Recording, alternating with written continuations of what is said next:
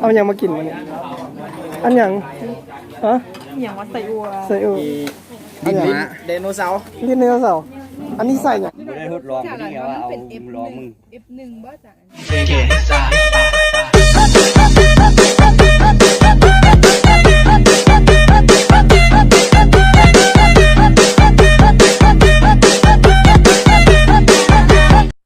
ฮัลโหลสวัสดีทุกคน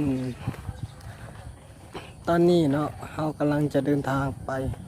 ทัศนะเนาะอยู่ที่บ้านบึงพร้าวเนาะเมื่อเร็ววะ บู๊เนาะแขวงเวียงจันทน์นั่นแหละใช่คือยังผมมาอยู่รถสิออกแล้ว เดี๋ยวมีผู้ถ่ายคนแล้วถ้ารถเนาะรถบัทันมาโอเคสั้นไปถ่ายยวนไฟแดงเรานักมวยเยอะก้นธนายักเข้ายังมันดิบถ่ายแล้วมาดังก่อนไม่ยืดเด้อโดเข้านะแม่โดเข้าสวัสดีตอนนี้อยู่ที่รถแล้วกำลังเดินทางไปสู่บึงพร้าวเมืองบึงเท้าเมืองอย่างเมืองเซ็ตบ้านบึงเท้าเมืองเซ็ตเมืองอย่างเมืองโทรคมเนาะแขวงเวียงจันทน์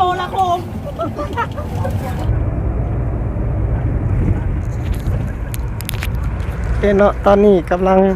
เดินทางเนาะเดินทางมุ่งหน้าไปสู่บึงพร้าวเนาะจะเห็นสังเกตเห็นหลายๆคนกันนอนรับมาแล้ว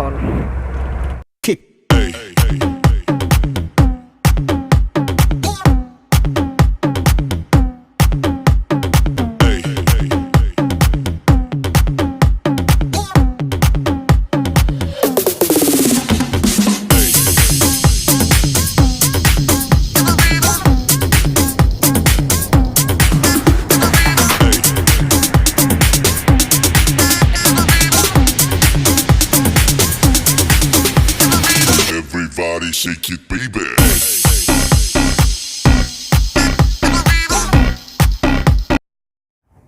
โอเคเนาะตอนนี้เรามาฮอดบ้านเกินแล้วเนาะฮอดตลาดไปกันซื้อยังซื้อกับซื้อตัวนักกินเนาะไปป่ะฮอดตลาดบ้านเกินเนาะลงมาซื้อของกิน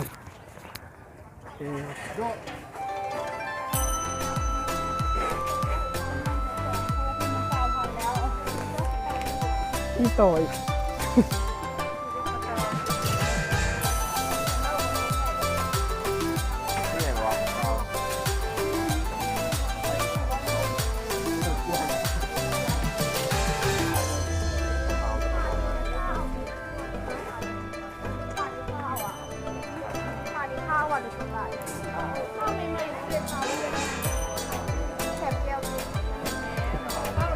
จะได้ของเสียง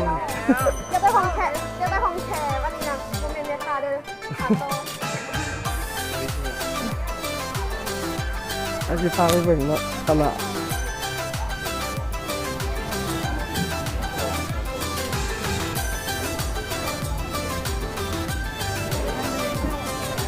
บ้านเกินเนาะจะประมาณ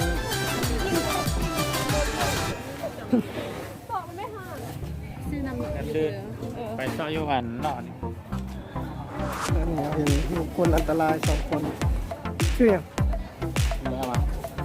พี่สมุทรพี่สมุทรพี่ผมมีผมก็เอา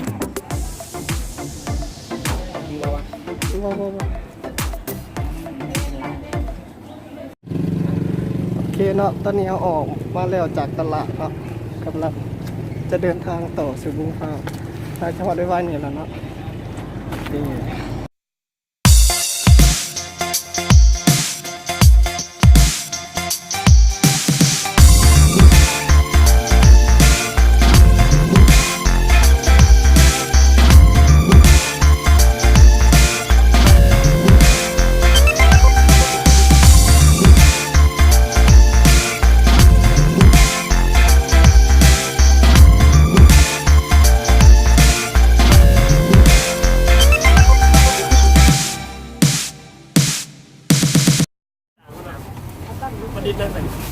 วันนี้นั่งหลังอาจารย์มันจะใส่มันตำหลังมาเราเอาพี่วันนี้มีหัวหน้าคุ้มหลังอาจารย์มีนะ จะไปนั่งนานว่าเอาดูพี่กับใส่หัวหน้าผมตัวนี้คุณจะมันจะใส่สักสองคนแน่ครับ จะถาม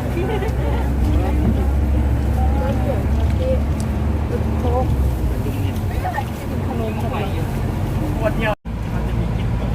ตอนนี้อาจารย์ต้องเล่าเรื่องฝุ่นอยู่ รถเมล์นี่คือที่จัด ก็ไปหอดสวนแล้วเนาะ มันเป็นสวยโอ้เริ่มเลยนะ บรรยากาศดี หน้าพยาบาลด้วยเขาจะมากินน้ำใส่สี่แก้ว ได้หมวกใหม่เนาะ ผสมกับน้ำครับแต่ว่าตรงห้องน้ำมันว่างเลยจะเป็นช่วย ง่ายอีกครับ กินแล้วเราใส่น้ำเปียกมันล้างเยอะใส่คือยังข้าวอาจารย์นี่ ยังได้ปะ ต้ ต้ ม ม น้ำก็กินแล้วแบบลังเกียจสองนิดคนเขาไหวแล้วก่อน หมวกใหม่ใส่ลายมาก นี่ต้องกินน้ำเป็นไร สวยงาม ต้องน้ำเดียว อะไรคงมึง มึงไงมีทางหนาวแต่ว่าวันนี้เราจะไปใส่เห็ดเลย เขาพากได้สิบเพื่อแล้วก็มาแต่ใส่ พอดใส่แล้วก็ว่ามาที่ โอ้โห ถ้ากินมิดซิลิมอยู่นี่เพราะว่าอย่างโบมีการรีบอกรีวิวพอส่งมาใส่มาไม่ได้ว่ากับมีรถมาเปลี่ยน พวกนี้จ้ะทางก็มาโอเคเนาะเดี๋ยวไปหอดบึงเผากันเลยนะ แย่นั่นแหละ หอดสวนแล้วสิครับโอเคเนาะตอนนี้หอดแล้วเนาะ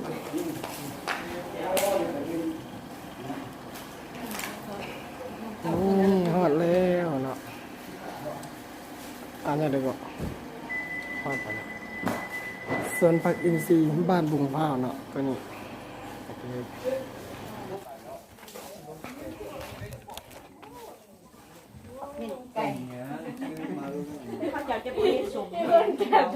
เฮาหันกำเอาแล้วพอดีมันปั่นได้เนาะ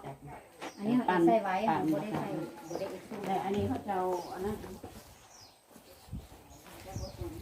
โอ้ไม่ได้บ่พอดี ไปโดนมันยังไปซุ่มปะไปโดนแล้วมันก็ให้ กำลังอธิบายเกี่ยวกับฝุ่นอยู่เนาะ ปั่นบ่มีสีเกียร์ อันนี้คือผสม ได้ใส่ปั่น เนี่ยเดี๋ยวผสมลงบนอาจารย์เนี่ยเดี๋ยวอยาก พวกผ้าเขาจะเห็น น้ำหมักใส่หมักหอยหมัก คือเฮาเฮ็ดอันนั้นน้ำดีเฮา ใส่ก็ส่งไปโดนแล้วมันก็ง่าย แม่อันตัวใช้บดตัวนี้เขาใส่ได้หมดแต่ไหน โอ้ได้หลาย พอ500บ่ บ่ฮอ500 บ่ฮอดนี่ ประมาณ ประมาณ300 300บวก 300หรือ200นี่แหละ200นี่แหละ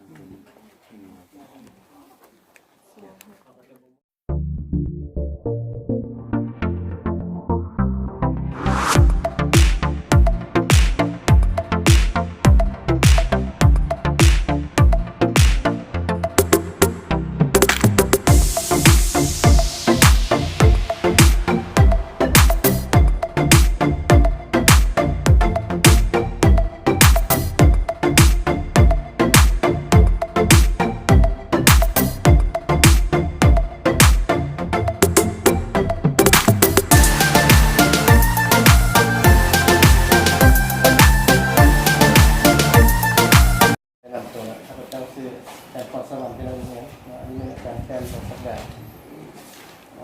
ที่ประสงค์เรามาวันนี้เนาะอันนี้เป็นนักศึกษาทุกฝั่งจำนวน30 คนยังมาทัศนศึกษาอยู่นะส่วนนักศึกษาของเขาจุดประสงค์แรกก็เพื่อว่ามันมีอยู่3วิชาปลูกดินวิชาเรื่องอะไรธัญพืชแล้วก็แมงไม้แล้วก็อยากมาศึกษามาดูว่าปัญหาการปลูกพืชเรามีปัญหาอย่างเนี้ยแบบที่การปัญหาปลูกพืชการใช้ฝุ่นของพวกเราเป็นอะไรมันมี เอาเนาะสบายดีตอนเช้าเนาะเขาก็แนะนำตัวเลยในนะเขาชื่อบุญทัศยแสงหัวหน้าคุ้มผู้ความเป็นสี บุญทัศยแสง บ้านเช้าเลยบุญชื่อบุญพระไสยแสง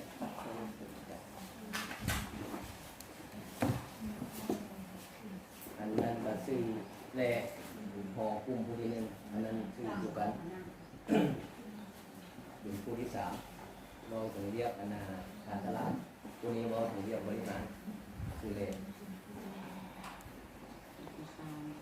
ตัวที่สามสื่อสุกันครับที่สองเรียกการตลาดกลุ่มผู้ผลิตซีบ้านมะพร้าวของพวกเขานี้สร้างตั้งขึ้นมาเมื่อวันที่15 เดือน 4 ปี 2010 เริ่มต้นเรามีอยู่10 ครอบครัวปี 2010 แล้วพวกเราเฮ็ดมาตัวจริงปี 2010พันถือว่าได้รับผลดีที่ว่าเป็นทางโครงการของไซมอนฮอนเดอร์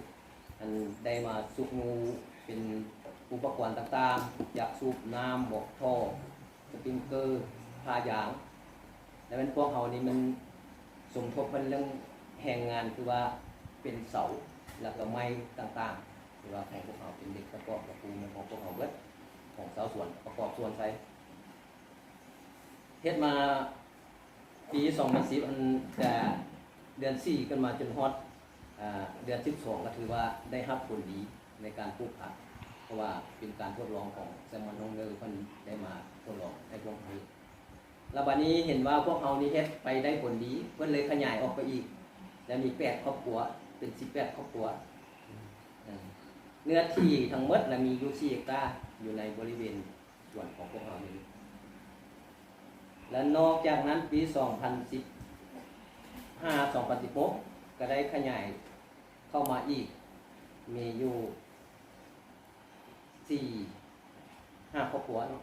ให้ตัวเข้ามาเป็น21 ครอบครัวและการที่พวกเราเฮ็ดนี้ก็คือว่าทุกยูจากขั้นถึงของกรมปลูกฝัง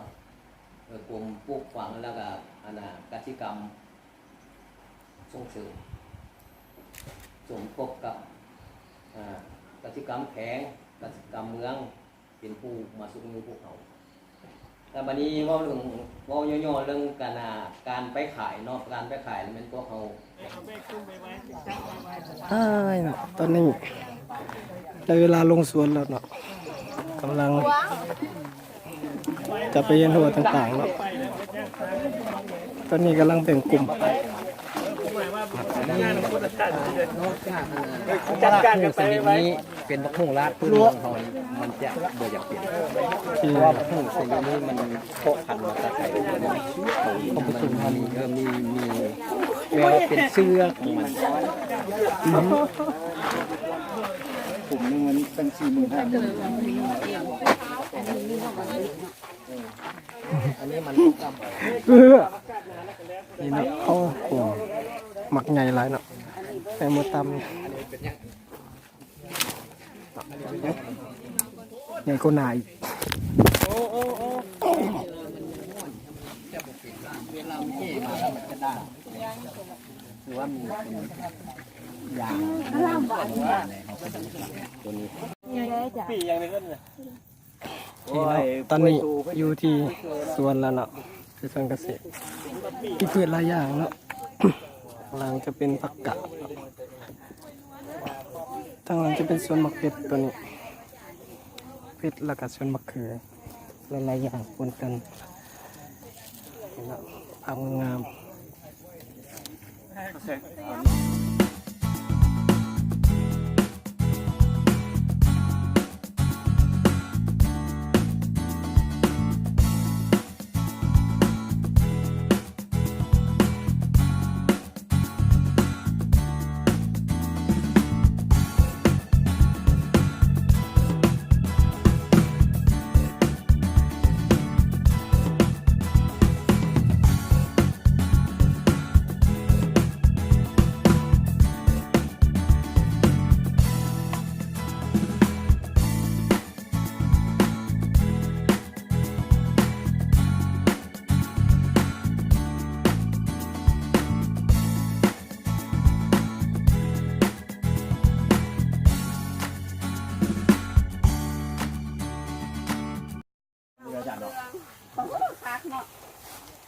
การได้สีแดงอีกจากตัดกัน เอาบ้านมันสุกได้ป่ะนี่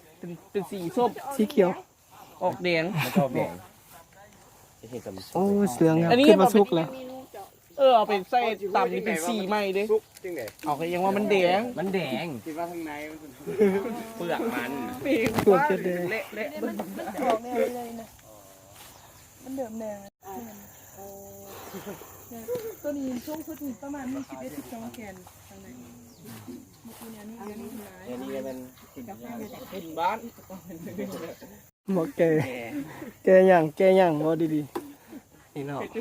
เป็นบักหุ่ง แค่น้ำให้จอดนะตีแรก มาคณะเด้อเหรอ มักขนาด หมูพุงนี่ครับ เป็นเคียงตลอดผมฮะ พักเนาะเดียว ไอ้โชคเจนเลย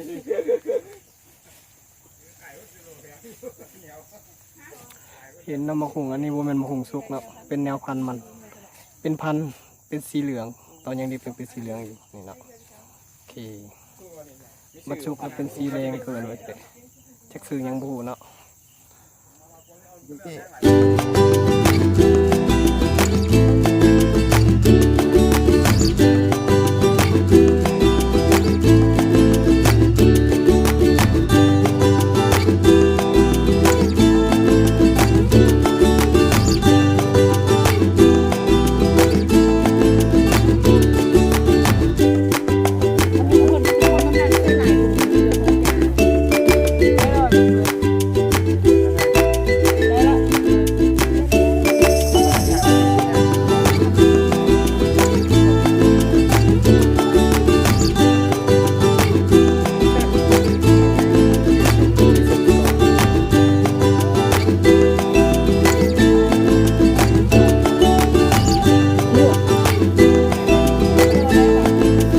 ยักษ์คุณบ่ได้ทดลองนี่ว่าเอาลองมึง F1 บ่จ้ะอันนี้ บจะโบแมน F1 แต่ F1 ก็คือเขาจะเอามาปลูกแล้วอันนี้นะเป็น F2 เอาไปขยายพันธุ์ อ๋อ เบียร์หนึ่ง15,000หัวเอามาพูดมันซื้อ3เบียร์เหลือ2ต้น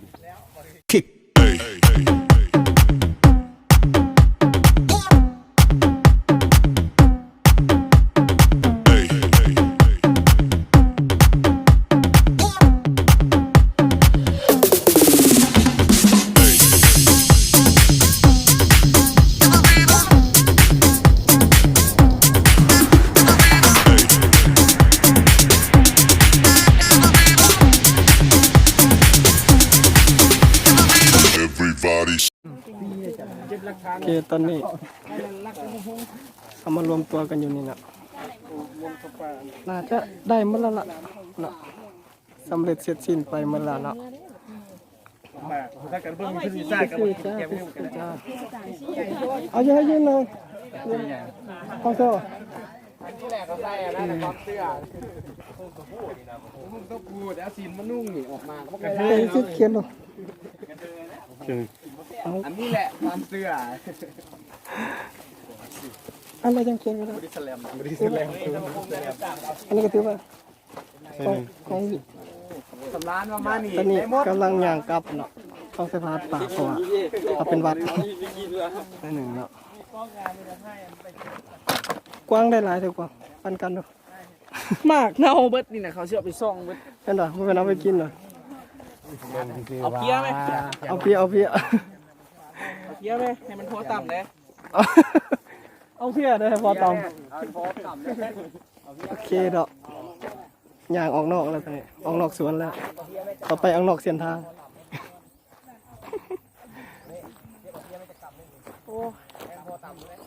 จะไหม เพื่อ จะไหม แม่หิวข้าว มึงจะไหนมื้อเช้าบ่ได้ไปกินข้าว หนักบ่ นักบ่ นะ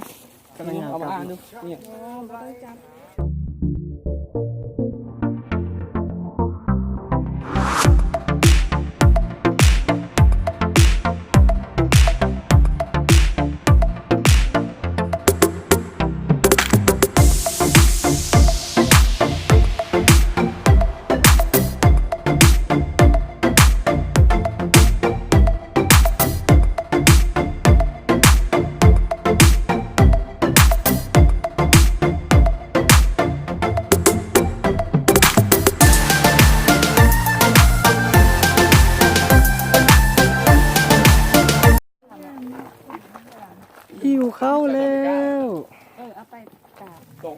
มันได้เบียร์แล้วจังอันนั้น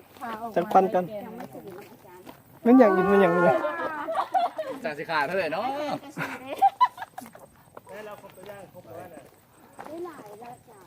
เกือบหมดสวนอาจารย์วันเลยในตัวอย่างเกือบหมด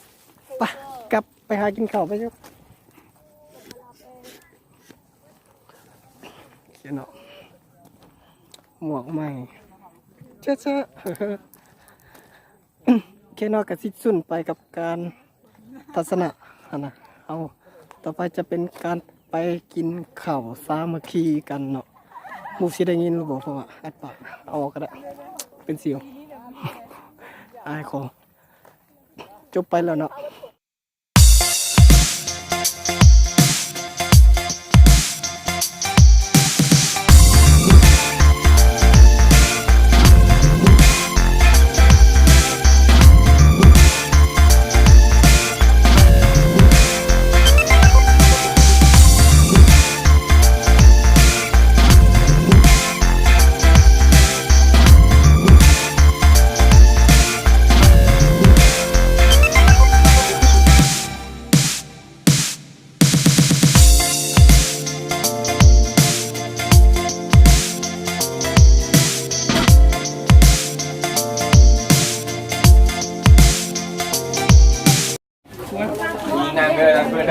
โอเคตอนนี้เขากำลังจะ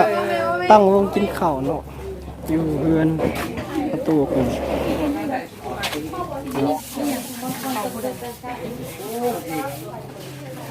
สบายดีค่ะได้อย่างมากินมื้อนี้ เข้าไปเห็นเขาพัดมันได้ดังเดียว สาวคนงามได้อย่างมากินได้อย่างมากินวันนี้ นี่กับน้ำซอสพากับเปิดไป เป็นแต่แซ่บกินน้ำได้ป่ะใจดีเลยงามยังใจดีอยู่ ห้องไผ่ สาวเล่วันนี้ แฟนโอเล่เด้อให้ยามยุงเด้อ วันนี้วะมีเจ้าของแล้วอ้าวมิวมีอย่างมากินนะ เอาปลาทูมากิน อ้าวเอามาหลายแค่ไหนวะ เอามาปั่นหมูปั่นคู่ โอ้ยงามเลยยังใจกว้างอีกโอ้ย อ๋อค่อยสิหารเงินเดี๋ยวเก็บพวกเราห้อนพวกเรา เอาไปละสิ ไปละ ป๊อกกี้เอาอย่างมากิน เอาเจือปลาแดกกับลวกผัก โอ้ยจะกินเจียวปลาแดกเลยนะ มาเลย อาหารญี่ปุ่น เจือปลาแดกเลยเจือปลาแดกเลย เอามาหน่อยเถอะ ได้จับอีกเด็ดๆเจือปลาแดกกับปลาแดก จะแซ่บเอาขึ้นมีหลายวงครับวันหน้าเจ้าเอาอย่างมากินน้ำมูนเนาะของกินกับบอมา โอ้มาเลยเนาะ ให้เราเป็นหัวหน้าก็ได้ของกินกับบอมา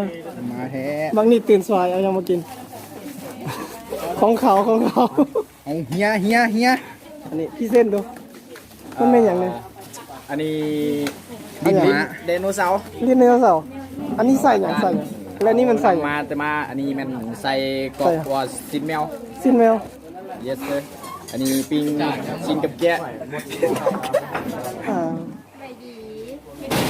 สอบถามแน่ที่ถืออยู่ในเมนอย่างเอาอย่างมากิน เอามาอ้างเดี๋ยวนี้ เอามาปั่น เอามาสู่กันกินเดี๋ยวนี้ นี่เฮา นั่นอย่าง เห็ด เอาเฮ็ดเป็นตัวแซ่บแต่น่าสนใจอันยุกกล้องนี่มันไง อันนี้เมนเจลเห็ดกับ เจ้าเฮ็ด ปลา เจ้าเฮ็ดเลย เจ้า เป็นตัวแซ่บ อันนี้เมน โคตรโห อหย่างก่อนลูกอันนี้เป็นชื่อ โอ้สึกโคตรโห เจ้าโอ อ๋อแต่ละคนกำลังแต่งกินเนาะส่วนเฮาก็ยืนอยู่เนาะ หากินกัน ถ่ากิน ส่วนเฮาถ่ากินเนาะรออยู่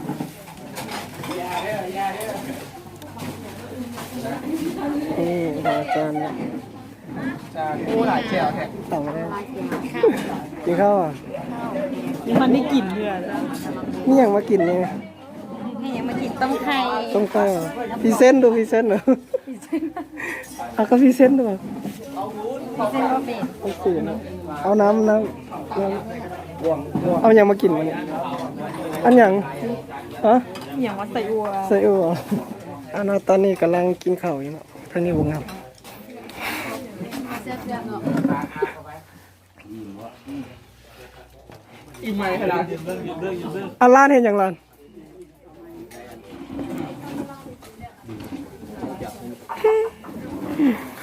เนี่ยมาถึงที่จนได้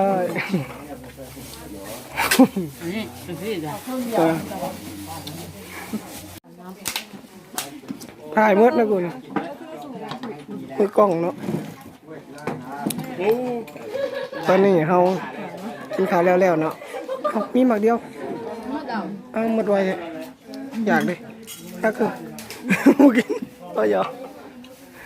ลง YouTube แล้วก็พาเดี๋ยวไปกดไลค์กดแชร์มันแน่30คนเคย30ใจ อันไหน เปลี่ยนอย่าง ปันกัน พูดอร่อยเดือนมันก็ได้เลยดิ300 ปั่นกันประตูไปกิน โซมซูเน่นั่นละอันดีๆงามแล้วเก็บกินเบิดเดียว หลับคนนอน โอ้หลับบนนอนอย่างตัดคลิป เอาเจ้าพากินน้ำมึงน้ำมาใช่ไหมครับ กินแล้วเนาะตอนนี้กินแล้วเขาก็ต้องล้างถ้วยเนาะล้างถ้วยก็ถ่ายเลยคนหาประเดิมพันแล้วคนหาล้างก่อนหมู อ๋อโปรตีนหลาย ไม่อย่างอันนี้ไม่อย่าง กินโปรตีนหลาย ไม่อย่างโอ้ยอย่าง ตัวโอตีนตัวอันนี้ แค่เลย ใช่ป่ะ โอเคจะกินได้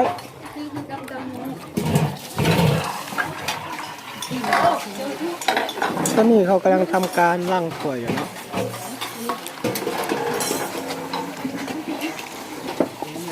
ดีเดี๋ยวล้างซอยไหมก็อื่นก็ถ่ายเดียวกันคนหน้าต้องเป็นแบบอย่างเนาะมาล้างถ้วยโอเคเนาะตอนนี้เขาก็กินข้าวแล้วเนาะ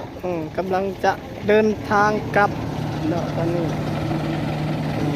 รถเขาอยู่นี่ทุกคนก็เริ่มมากำลังกลับคืออย่างเนาะให้คนขึ้นก่อนเราพอเขาอยู่ทางหลังเขาก็ต้องขึ้นตำหลังเนาะโอเคเขาต้องถามคุณขึ้นก่อนเอาขึ้นผู้ขึ้นละไปอยู่ทางหลังหมู่หันหน้าไม้ไว้หน่อยเว้ย ตัวเองไปยุ่งหลัง เอายังมีหลังกว่าเฮาเลยขึ้นมอสเหรอวะหูยังหลังเลย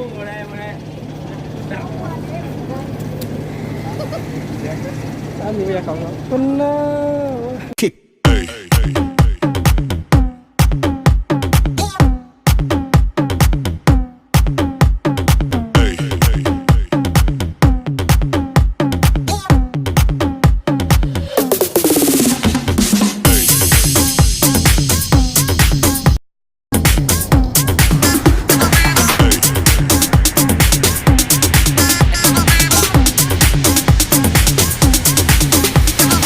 Everybody shake it, baby.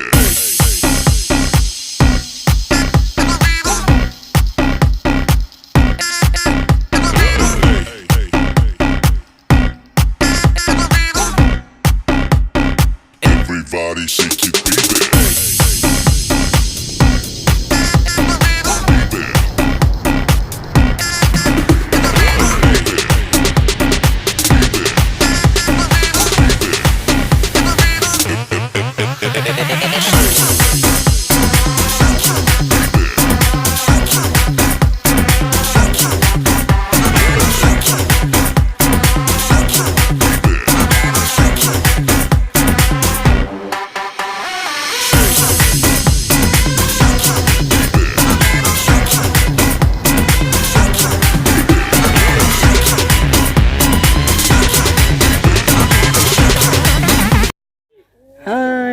ตอนนี้อยู่ที่แดนสวรรค์เนาะเอาไปทัศนามาแล้วเนาะตอนนี้มาเที่ยวที่แดนสวรรค์เนาะทางหลังจำเงินทางหลังนี่ซึ่งการทัศนาเขาก็ได้จบลงแล้วเนาะตอนนี้กับมาเที่ยวถ่ายรูปกันเล็กๆน้อยๆเนาะจะเห็นหลายๆคนเนาะกำลังถ่ายรูปอยู่สำหรับคลิปนี้เนาะเขาก็ขอจบเพียงเท่านี้อย่าลืมกดไลค์กดแชร์กดติดตามแล้วกดกระดิ่งแจ้งเตือนเนี่ยเนาะเพื่อติดตามเป็นกำลังใจให้พวกเราสำหรับคลิปนี้บ๊ายบาย